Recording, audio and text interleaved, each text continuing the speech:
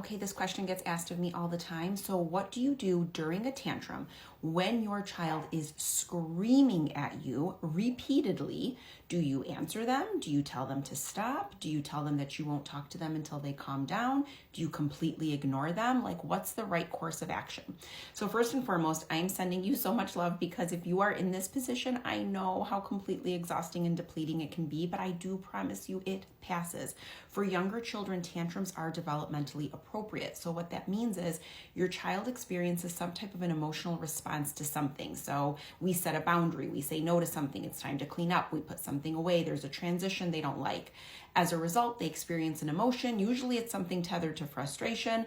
They can't manage the emotion, which is developmentally appropriate in younger children. And then that becomes a state of emotional dysregulation.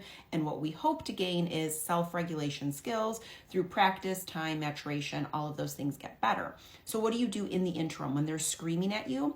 It's so incredibly frustrated, but here is my general advice. Again, when I coach families, it's a little more nuanced and specific. So context does really matter, and I can walk families through exactly what to do and what to say, and I can provide you with a lot of specific scripts when I get to know who your child is through you.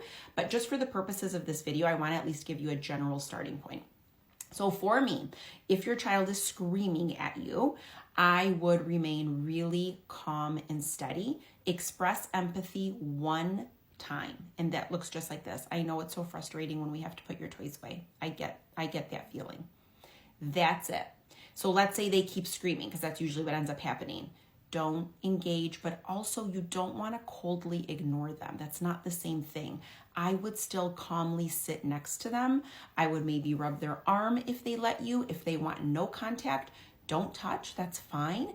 But just be there in a really calm and present state, unfazed by the fact that they have this big expression of emotion.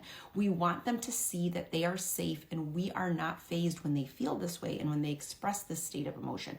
This is a very different way of parenting than likely the way you were parented. I have a free workshop in my profile that's already been recorded on emotional regulation for you, the parent. That's the hardest thing, but you just really want to stay the course and stay calm. The best analogy I can give you is that if you're with somebody and you're feeling incredibly emotional and you're quote unquote venting, which I don't know how effective venting actually is, but let's say you're venting to this person and this person starts to get escalated with you and they're right in it with you and they're matching your emotional level and your energy level. It almost makes you feel worse at the end. You almost feel depleted. You almost feel a little bit drained afterwards. Now, take that same example and let's say you're expressing your emotional state to somebody who's just really calm and steady and is able to create this space for you to just freely express yourself, but they're not tethered to your energetic state. They're just really there holding space for you and calmly doing so. You will calm down much faster. It's the same thing with your kids. If we want to gain their ability to self-regulate, we have to establish our own ability to self-regulate, and that takes time and that takes practice. Now, let's say you have older kids who start to get into more provocative language. They have more sophisticated language skills, so they might be really screaming things that are completely inappropriate or things that are really hard to hear. There might be younger ears around.